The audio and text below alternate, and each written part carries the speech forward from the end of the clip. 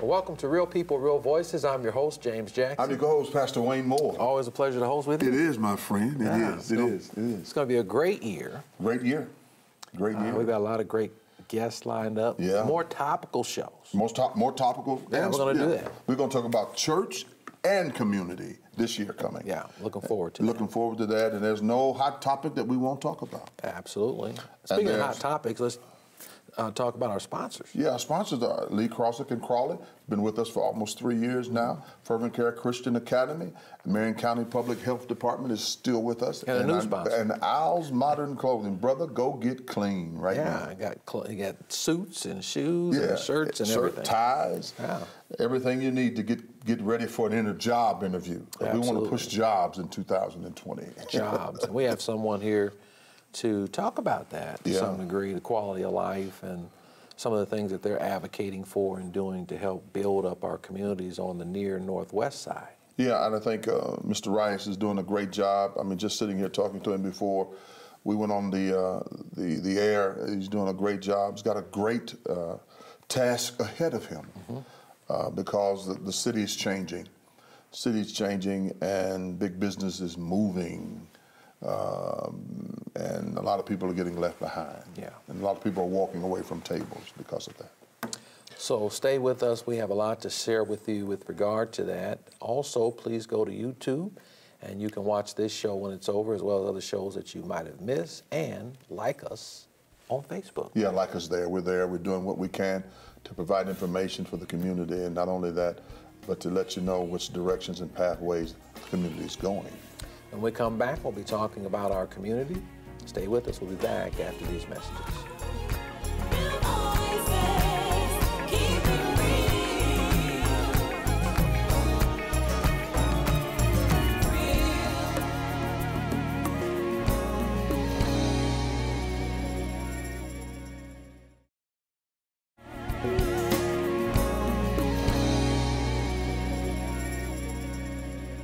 Welcome back to Real People, Real Voices. We're joined by Mr. Ronald Rice, Jr. Thank you for joining us today. Thank you. A lot going on in the community, and there's a lot of different quadrants or areas of the community that folks are working in. You've got the Far East Side, you've got the West Side, Northeast, and all of that. You're here representing the near Northwest Side. The late Amos Brown used to always say, when I would see him downtown, he would say, it's not really about who you are, it's who you represent. Right. So tell us about who you represent. So I represent, most people would call the Riverside area. That's how most people know that area. We're also in the Great Places 2020. We're also the new Kings Common. So it's a little epicenter from where Flanner House is on MLK. So Riverside, Northwest Planners over by Bertha Ross Park, Northwest Civic, Neighbors Helping Neighbors, KW30, which is Kessler Wide 30, and River's Edge, and Golden Hill. So, you're busy. Yeah, got a lot of neighborhoods and a lot of people and a lot of need. So one of the things that you're passionate about, you talk about, is community building and community service. And a lot of times when we think of community service, we think of perhaps returning citizens who are charged with the courts to do community service, but it's much more than that. My job, when we say building, my job is really to help improve the quality of life for all the residents that are under the umbrella that we're at. So whether that's through education, whether that's through economic development, whether that's through financial literacy, through arts, through health. In particular, we're doing a really big push right now on diabetes awareness, prevention, and also action. But also, too, we're pushing a lot more on self-care, because that's been a huge issue. I mean, you know as well as I know, our neighborhood has been through a lot. They have been railroaded in different ways, not only from outside entities, but also from within. So our job right now is to help people understand that if we don't start helping our own issues, whether it's mental health, whether it's lack of exercise, whether it's lack of diet, whether it's financial literacy, whether it's a better education, we're not going to be able to fend off anybody coming in to invade our area. So. And how did you get involved in the community work? It was a long story, but It was, I think, more of a plan bigger than what I ever thought could happen. I was actually driving a semi-truck beforehand, blew my knee out, blew my back out, and went into depression, had a fire, a tree fall on my house, got hit by a drug dealer, all within 6 months of each month for 6 months in 2016. And Phyllis Boyd from Groundwork Indy had asked me to help be a part of the Riverside Park Master Plan. So I volunteered for that, quit, got back in, and started to represent their community in a way that I never thought I would be able to do. And so it started me off volunteering.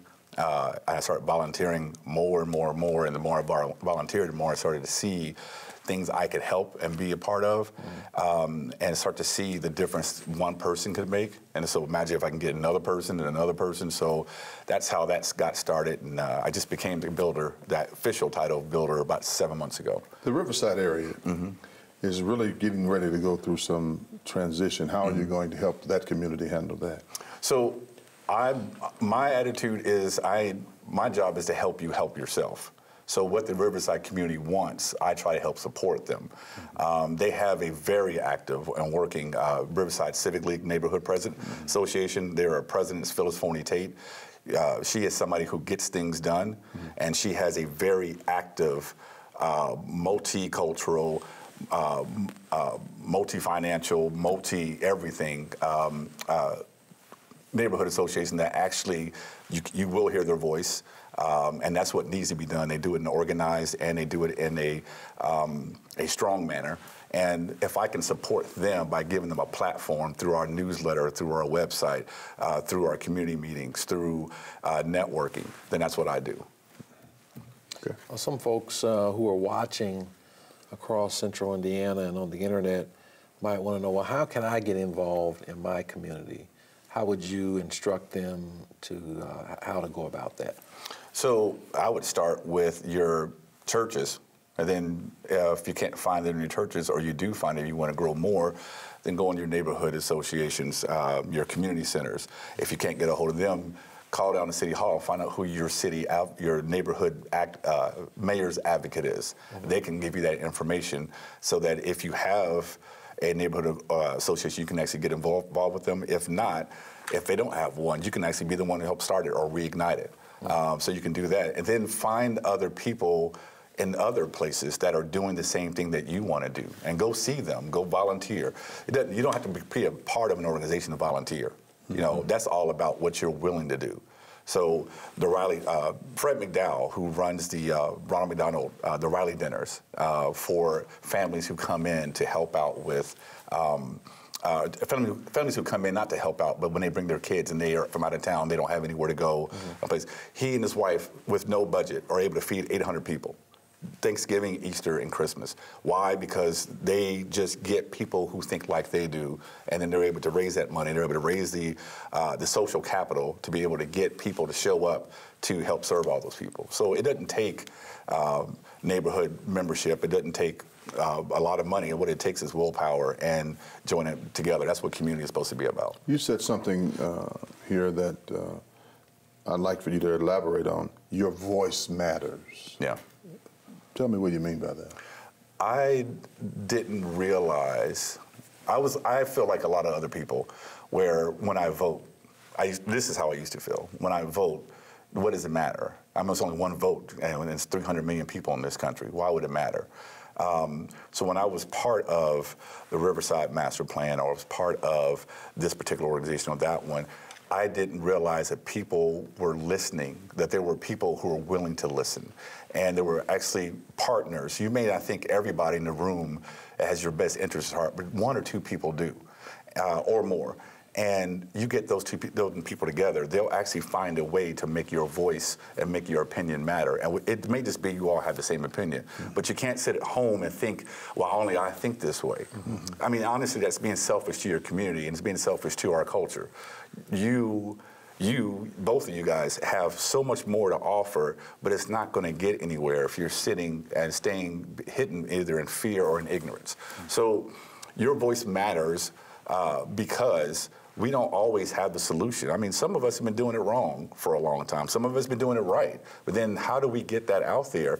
we have a lot of people who've been doing it right. So I happen to jump in the scene. So now I'm able to take some of those people who have been doing it right and get it on the bigger platform. You know what I mean? And I thought I was one of those people who didn't have a voice. Exactly. So, and also too, on the flip side, I mean, you also don't want to be wrong, and you don't want to be loud. You don't want to be loud and wrong. So, you know, sometimes it's always good to listen. I had to learn that lesson when I first got in. It ain't about all I can say or offer. I was told by someone from the Museum of Art who I partnered with, just don't say anything. Go to a meeting and just listen. You'll learn more by shutting up and listening. And I'm a very empathetic person, so I was able to take in what people and the moods they had. And that made a big difference. So I was able to form a voice that I didn't even know I had in me. So. Well, Mr. Rice, all the best to the work that you're doing. We appreciate you. And keep it going. Thank you. We'll have you back. And thank you. We'll be back after this.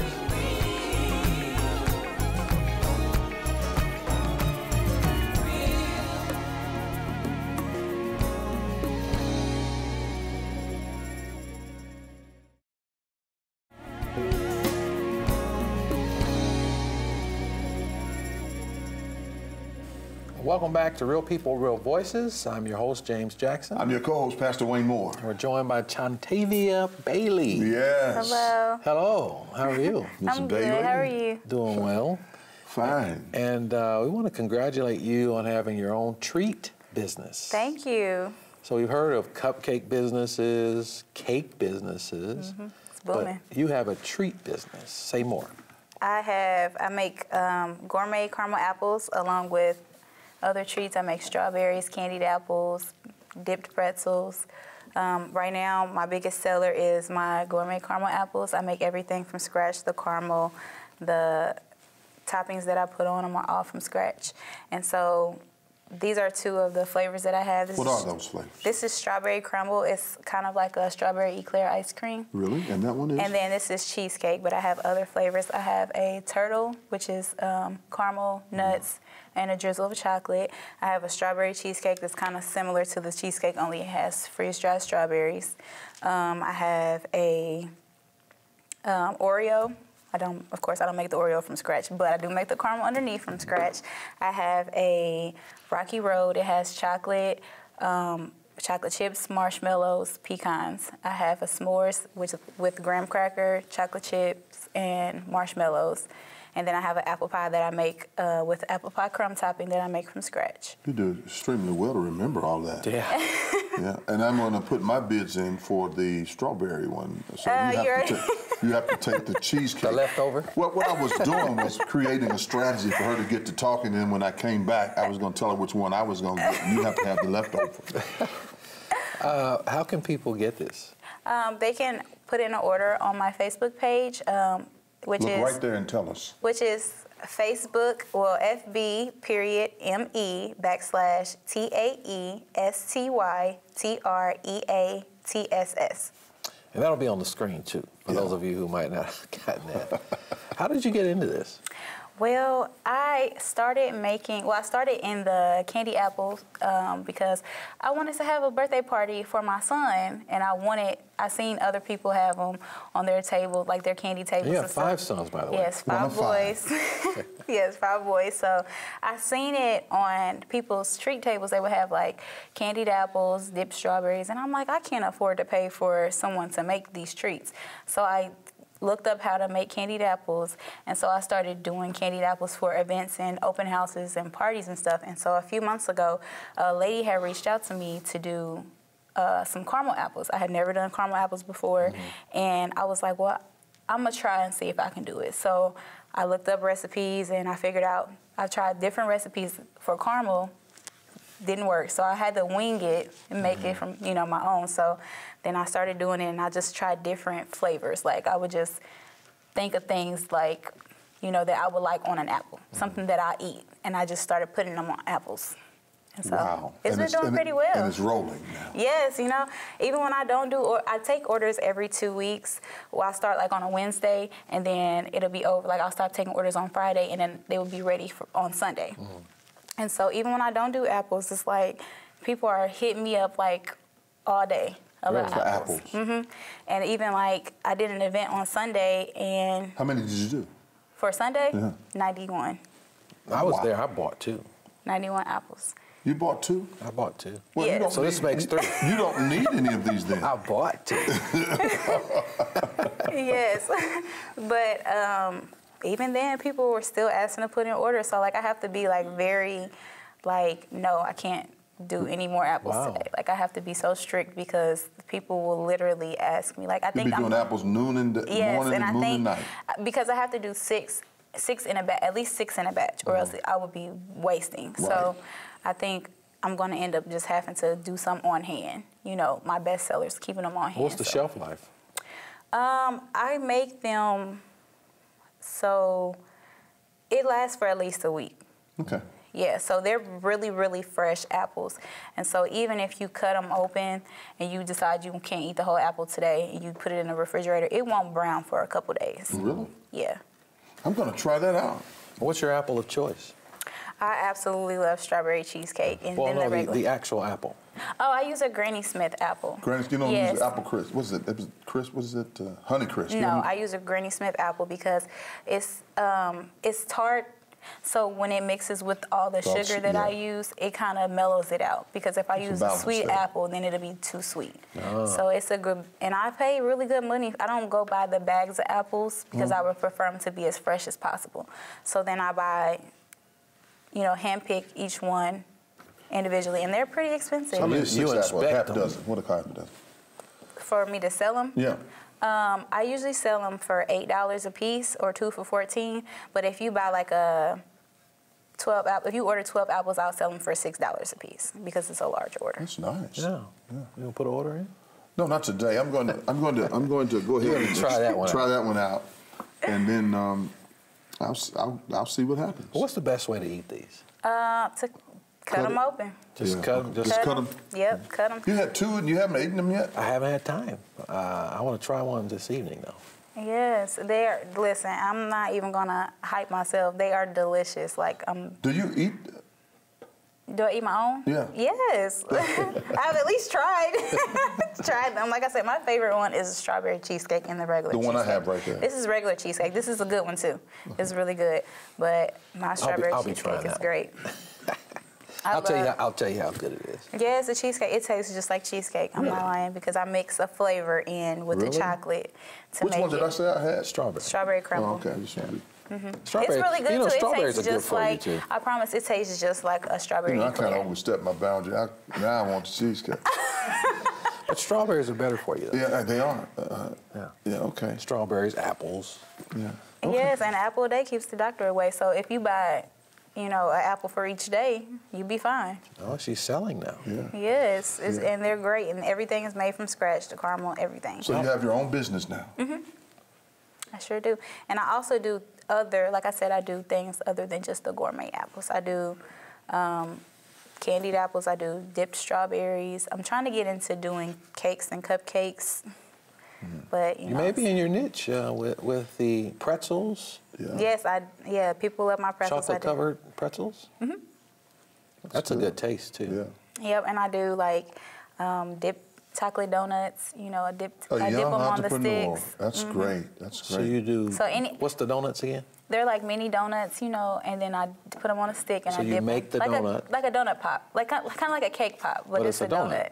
Oh my You God. make the donut and then dip it in chocolate? Yep. Wow. That Yep, sounds good. And I can do like. I guess with 5 boys, you got to learn how to cook some of everything, don't Yes, I have 5 boys, so I'm always on a budget. So I try to do, I'm such a DIYer, so I try to do everything for their parties, everything.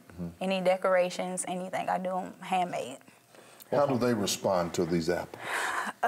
You know what? My kids are very picky eaters, so they don't really eat the toppings. I think the most that they've eaten are the Oreo ones, but they prefer just the caramel or just my youngest says a green apple on a stick. What's the best seller?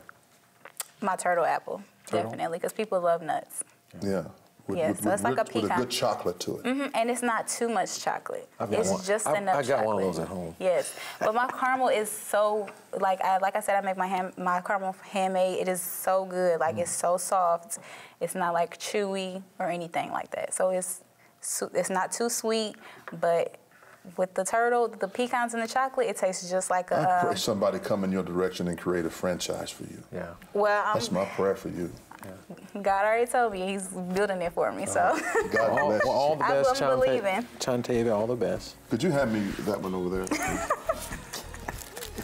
Thank you for joining us. Thank We'll you be so back with the rundown.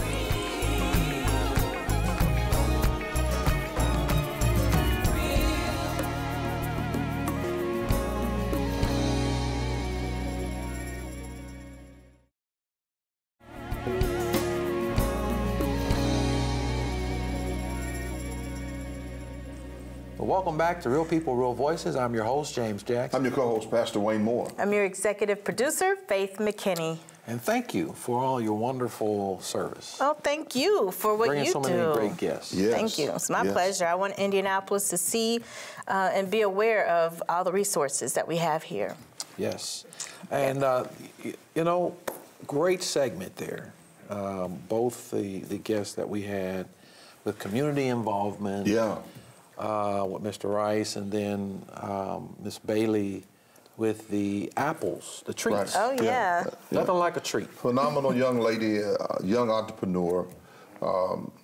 Sounds and seems like God is going to put His hand on her life to create some great franchise, a great franchise in her. I'm praying. That's my prayer for her. Yeah. And then Mr. Rice talking about the community situation and how he goes into communities and try to orchestrate and build those necessary elements that need to be in the community to make them stronger and to create the hedges that they need for these massive developers coming in and taking away those communities for economic development reasons. Yeah. Yeah, and I hope that people really heard him when he talked about getting involved, because a lot of people talk about the problems, talk about what we need to change, but 80% of it is showing up. 80% is showing up, and according to him, is listening. And some people are gifted to listen and talk at the same time. Yeah. But he said that he listened quite a bit, and that's why he ended up where he is. And a lot of people need to understand that our communities are really being transformed right before our eyes, and we're not even involved in the transformations. Yeah, well, hopefully the show with the guests we've had will help change it. Yeah, I hope so. Yeah. Thank you all for joining us. We look forward to our next time together. Thank you for watching on Friday nights at 9:30 and on Sundays at 5:30 p.m. God bless you.